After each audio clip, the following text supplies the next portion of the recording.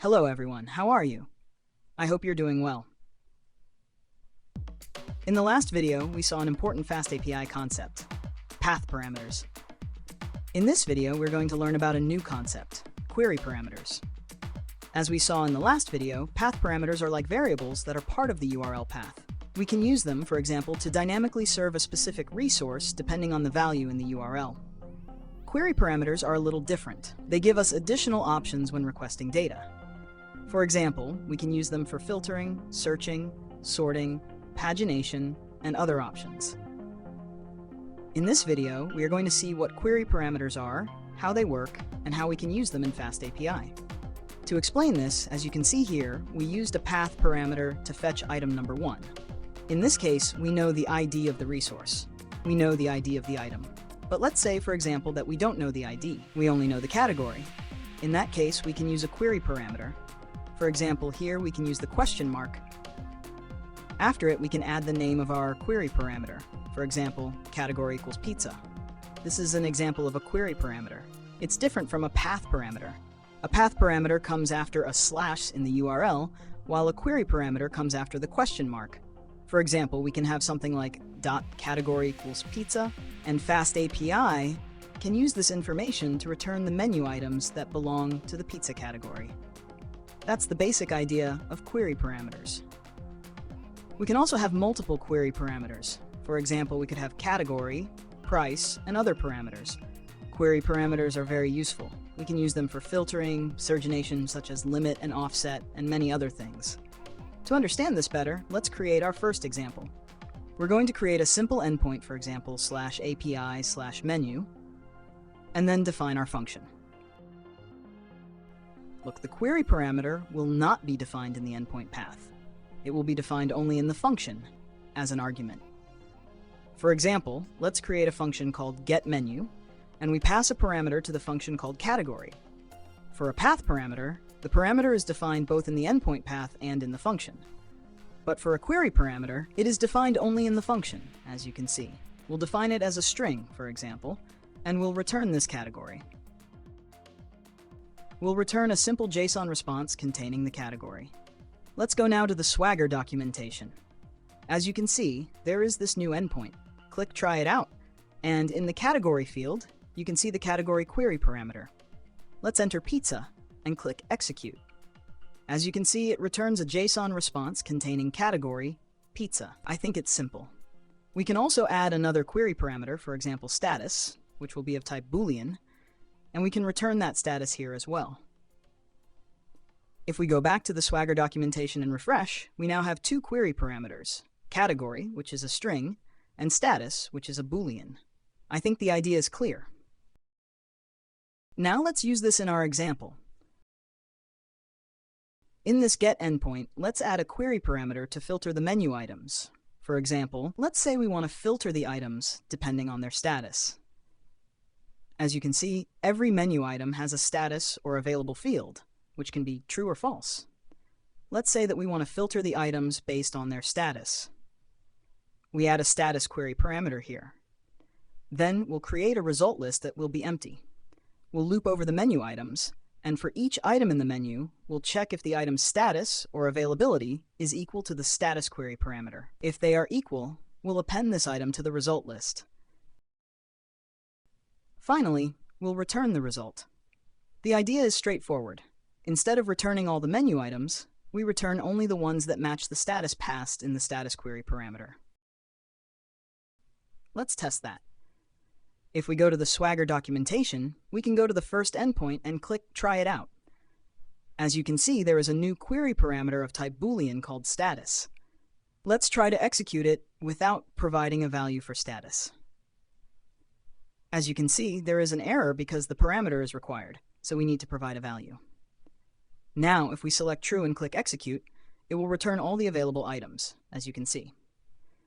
If we select False and click Execute, it will return only the unavailable items. The idea is simple. There is one more thing. As you can see, this query parameter is currently required. We have to provide either true or false. But what if we want to make it optional? For example, let's go here. And in the function, let's give status a default value of none. Then inside the function, we can add a condition. If status is equal to none, then return all the items. I think the idea is clear now. If the status query parameter is not sent or provided, its value will be none by default and will return all the menu items. If the status parameter is provided, we'll filter the menu items by their status and return only the items that match the given value. Now, let's go back to the Swagger documentation and refresh the page. As you can see, status is not required anymore. We can execute the request without providing a value for status, and it will return all the existing items. If we filter by status, it will return only the items that match that status. I think the idea of query parameters is clear now. We can also filter by category. For example, instead of status, let's use category, and it will be a string. Let's say that if category is none, we return all the menu items. Otherwise, we perform our filter. For each item in the menu, we'll check the category. Let's also convert both values to lowercase to make the comparison case-insensitive. We'll convert item category to lowercase, and we'll also convert the query parameter category to lowercase. Then, if the query category is equal to the item's category, we'll append that item to the result. If it doesn't match, we don't add it. It's simple. We just filter the menu items by category. We loop over the menu items, and if we find one that has the same category, we append it to the result and then return the result as JSON. Now, let's go back to the Swagger documentation and refresh the page. Let's go to our endpoint. As you can see, we now have the category query parameter. Let's first execute the request without providing any category. As you can see, if we don't specify a category, it returns all the menu items.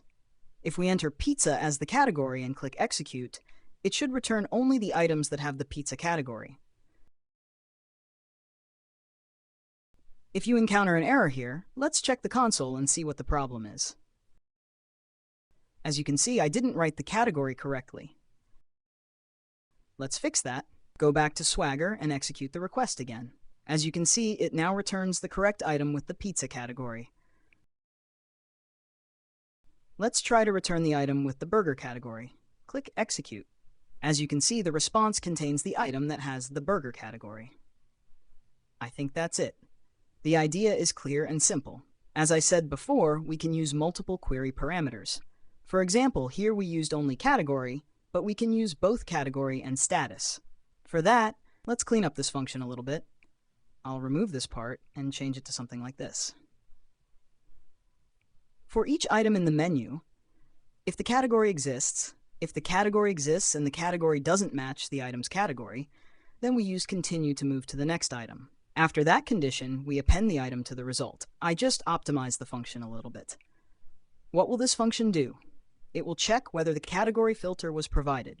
If it was provided and the category doesn't match the current item, we skip that item and continue to the next one. If the category wasn't provided, or if it was provided and matches the item's category, we append the item to the result. I think the idea is clear. We can do the same thing here for the status. I'll add a status query parameter and it will be of type Boolean. Then inside this loop, I'll add another condition. If status is not none, that means a status filter was provided. If the status doesn't match the item's status, then we use continue to move to the next item. In other words, if the filter is applied and it doesn't match the current item, we skip that item and don't append it to the result.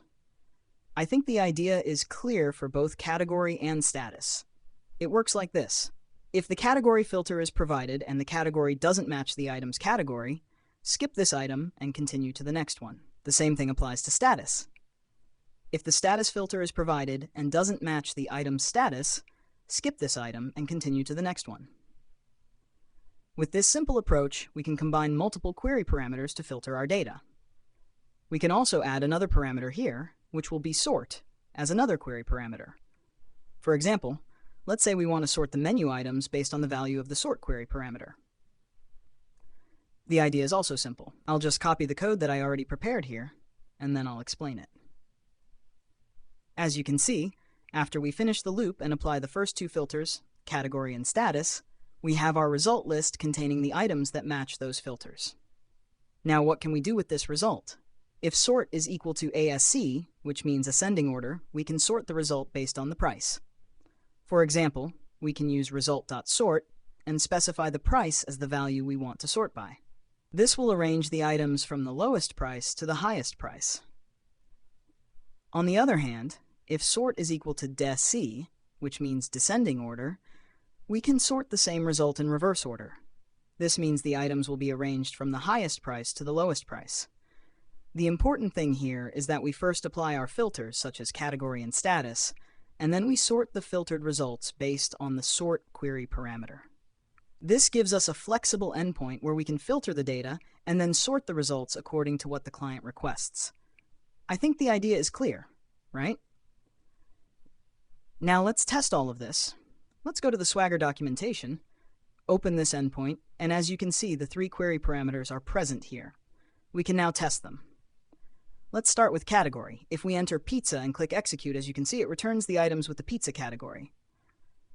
Now, let's test the status. If we set it to true and click execute, it will return only the items with a true status. If we set it to false, it will return only the items with a false status. For sort, we can also test it. If we enter ASC, it will return the items sorted from the lowest price to the highest price, as you can see. For example, the prices go from 8 to 13. If we change the sort query parameter to DESC and click execute, as you can see, it reverses the sorting. It starts with the highest price, which is 13, and goes down to the lowest price. I think the idea is clear. We can also test this directly from the browser. For example, we can apply the sort query parameter from here and set it to ASC. As you can see, it sorts the items in ascending order. If we set it to DESC, it will sort the items in descending order. As you can see, the idea is clear. So quickly, that was query parameters, and they are very helpful when creating APIs. They are especially useful for things like filtering, sorting, and pagination. In this video, we learned about query parameters, and in the previous video, we learned about path parameters. These are 2 very important concepts in FastAPI, and understanding them is essential when building APIs. And that's all for this video. If you didn't understand something, you can ask in the comments. Please like and subscribe, and see you in the next video.